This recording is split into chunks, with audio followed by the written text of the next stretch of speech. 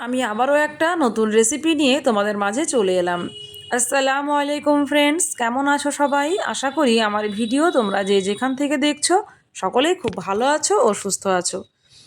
আর আমার রান্নাঘরের আজকের রেসিপি হলো ছানার পায়েস। এই পায়েসটা খেতে কিন্তু লাগে অসাধারণ। যদি তোমরা কেউ বানিয়ে খেয়ে থাকো তাহলে আশা করি জানবে এর স্বাদ কতটা। আর যারা একবারও বানিয়ে খাওনি, এইভাবে আমার রেসিপিটা দেখে একবার বানিয়ে নেবে, আশা করি তোমাদের অনেকটাই ভালো লাগবে। চলো রেসিপিটা শুরু করা যাক। তো প্রথমে আমি নিয়ে নিচ্ছি দুধ। এই দুধটা থেকে আমি ছানা কাটিয়ে নেব। তো দুধটা আমার আগে থেকে জাল করা ছিল, তাই খুব বেশি জাল আমার এখানে করা লাগবে না। দুধটা যখন এভাবে ফুটবে 2 থেকে 3 মিনিট আমি একটু ফুটিয়ে নেব। আর তারপরেই আমি এখান থেকে ছানাটাকে কাটিয়ে নেব। আর যেহেতু আমি এখানে ছানা কাটাবো, তাই দুধটাকে জাল করারও বেশি কোনো প্রয়োজন নেই বা দুধটাকে ঘন করারও কোনো প্রয়োজন নেই। তো এভাবে কিছুক্ষণ ফোটানোর পর আমি ছানা কাটাবো। আর কাটানোর জন্য আমি এখানে নিয়ে নেব 2 চামচ মতো ভিনিগার আর 2 চামচ মতো জল, একসাথে একটা মিশ্রণ বানিয়ে নেব। এরপরে আমি এখানে দিয়ে দেব। আর যখন আমি এই মিশ্রণটাকে দেব, অবশ্যই গ্যাসের ফ্লেম একদম লো আঁচে করে দিতে হবে, আর না হয়তো অফ করে দিতে হবে। তো আমি এখানে গ্যাসের ফ্লেমটা বন্ধ করে দিয়েছিলাম। তো তারপরে দেখো এভাবে নাড়তে নাড়তে কিন্তু ছানাটা উঠে গেল। গ্যাসের ফ্লেম বন্ধ করে দেওয়ার কারণ হলো, যদি আমি গ্যাসের ফ্লেমটা বন্ধ করে ছানা কাটিয়ে নিই তাহলে ছানাটা হবে নরম তুলতুলে। আর যদি জাল করে কাটাই তো একটু শক্ত হতে পারে। তাই আমি এখানে এইভাবেই ছানাটাকে কাটিয়ে নিয়েছিলাম। তো এইভাবে একটু ঠান্ডা হতে থাক ছানাটা। তারপরে আমি অন্যদিকে যে দুধের ক্ষীরটা বানাবো ওটা বানিয়ে নেব। তার আগে বলি, আমার চ্যানেল যদি আজকে তোমরা নতুন হয়ে থাকো তো অবশ্যই আমার চ্যানেলটাকে তোমরা সাবস্ক্রাইব করে দেবে, সাথে সাথে পাশের বেল আইকনটিও প্রেস করে দেবে আমার নিত্য নতুন ভিডিও নোটিফিকেশান সবার আগে পৌঁছানোর জন্য। তো আমার কিছুক্ষণ পর যখন দেখবো ঠান্ডা হয়ে গেছে হালকা, আমি তখন এখান থেকে ছেঁকে নেব। আর এভাবে জল দিয়ে ধুয়ে পরিষ্কার করে নেব। এই জল দিয়ে ধুয়ের কারণ হচ্ছে, আমি এরপরে আবারও যখন দুধ দিয়ে এই ছানার পায়েসটা বানাবো তখন যাতে ওই দুধটা কেটে না যায়। তো ওই জন্য ভিনিগারের ফ্লেভারটা যাতে না থাকে, তাই খুব ভালোভাবে জল দিয়ে ধুয়ে পরিষ্কার করে নিতে হবে ছানাগুলোকে। এবার আমি একটা ছাঁকনিতে করে রেখে দিলাম জল ঝরতে। আর অন্যদিকে আমি দুধের ক্ষীর বানিয়ে নেওয়ার জন্য আমি এখানে নিয়ে নিলাম দুধ। আর দুধটাকে খুব ভালোভাবে জাল করে নিতে হবে আর ঘন করে নিতে হবে। আর এখানে আমি ফ্লেভারের জন্য দিয়ে দিলাম 2 এলাচ। মুখটা অবশ্যই ফেটিয়ে দিয়ে দিয়েছি। আর এরপরে দিয়ে দিলাম গুঁড়ো দুধ। গুঁড়ো দুধটা তোমরা স্কিপও করতে পারো, তবে দিলে কিন্তু স্বাদটা ভালো হয় আর দুধটা খুব তাড়াতাড়ি ঘন হয়ে যায়। তো এবার খুব ভালোভাবে নেড়ে দিতে হবে। আর এইভাবে দেখো কিছুক্ষণ ফোটার পর চারিদিক থেকে এভাবে সর পড়বে। তো কিন্তু এই সরটা বসতে দেওয়া যাবে না, একটা চামচ দিয়ে নেড়ে আমি দুধের সাথে মিশিয়ে দেব। তাহলে কিন্তু দুধের যে ক্ষীরটা তৈরি হবে ওর স্বাদটা হবে অনেক ভালো। এটা ক্ষীর বলতে একদমই ঘন করে নেব না, তবে তুলনামূলক অনেকটাই ঘন হবে দুধটা। তো এভাবে কিছুক্ষণ জাল করতে থাকবো। আর দেখো, দেখে আশা করি তোমরা বুঝতে পারছো যে দুধটা বেশ ঘন হয়ে এসেছে।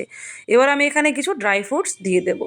আমি শুধুমাত্র কাজু বাদামটাই দিয়েছি, তোমরা চাইলে এখানে কিশমিশ অন্য কোনো বাদাম ব্যবহার করতে পারো।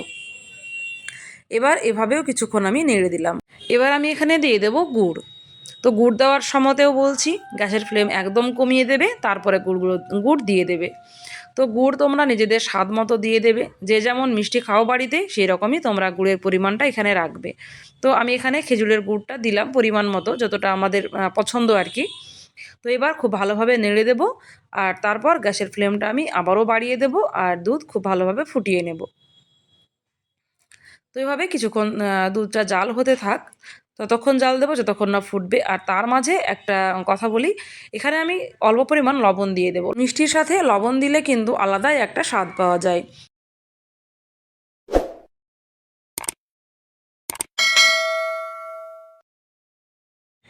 তো আমার ভিডিওগুলো যদি তোমাদের ভালো লেগে থাকে অবশ্যই তোমরা আমার ভিডিওগুলোকে তোমাদের ফ্রেন্ডস এবং ফ্যামিলিদের সাথে শেয়ার করে দেবে।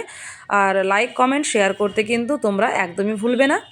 এভাবে দেখো আমি দুধটাকে কিছুক্ষণ ফুটিয়ে নেব। তো চালের পায়েস আমরা তো সবাই খাই বা খেতে পছন্দ করি বা খেয়ে থাকি আর কি। তো এভাবে তোমরা যারা ছানার পায়েস কোনো দিন খাওনি, এভাবে একবার বানিয়ে দেখবে। তো আশা করি তোমাদের অনেক ভালো লাগবে। একদমই সহজ পদ্ধতি। আর এটা রান্না হতে কিন্তু একদমই অল্প টাইম লাগে, খুব অল্প সময়ের মধ্যে আমরা এই ছানার পায়েস বানিয়ে নিতে পারবো।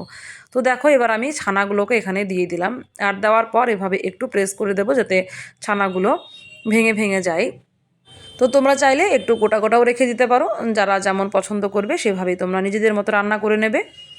রান্নাটা আমাদের একদমই নিজের কাছে, যে যেমন খেতে পছন্দ করি আমরা কিন্তু সেভাবেই রান্নাটা করে থাকি। এক একজনের রান্নার প্রসেস কিন্তু এক এক রকম হয়ে থাকে। তো এইভাবে আমি দেখো ভেঙে ভেঙে দিলাম, আর তারপরে একটা চামচ দিয়ে আমি নেড়ে দেবো চারি সাইডগুলো, আর খুব ভালোভাবে আমি এবার পায়েসটা বানিয়ে নেব জাল দিয়ে।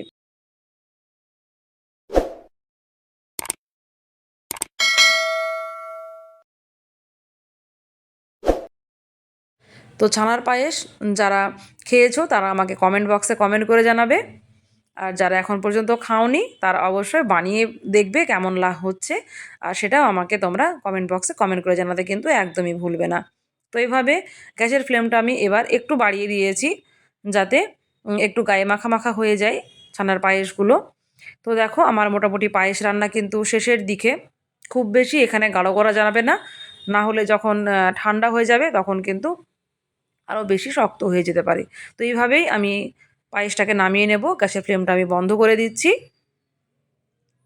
তো আজকের এই ভিডিওটা তোমাদের কেমন লাগলো সেটা আমাকে কমেন্ট বক্সে কমেন্ট করে অবশ্যই জানাবে। আর এই বলে আমি ভিডিওটাকেও এখানে শেষ করে দেব। তার আগে তোমাদের আমি একটু পরিবেশন করে দেখিয়ে দিই। তো দেখেই কতটা লোভনীয় মনে হচ্ছে, তোমরা একবার ট্রাই করে দেখবে, আশা করি তোমাদেরও ভালো লাগবে। তো দারুণ স্বাদের রেসিপিটা কেমন হয়েছে অবশ্যই আমাকে জানাবে। আর এরপরে দেখা হবে আবার নতুন কোনো একটা রেসিপি নিয়ে বা কোনো একটা নতুন ভিডিওতে। ততক্ষণ তোমরা সকলে ভালো থাকবে ও সুস্থ থাকবে।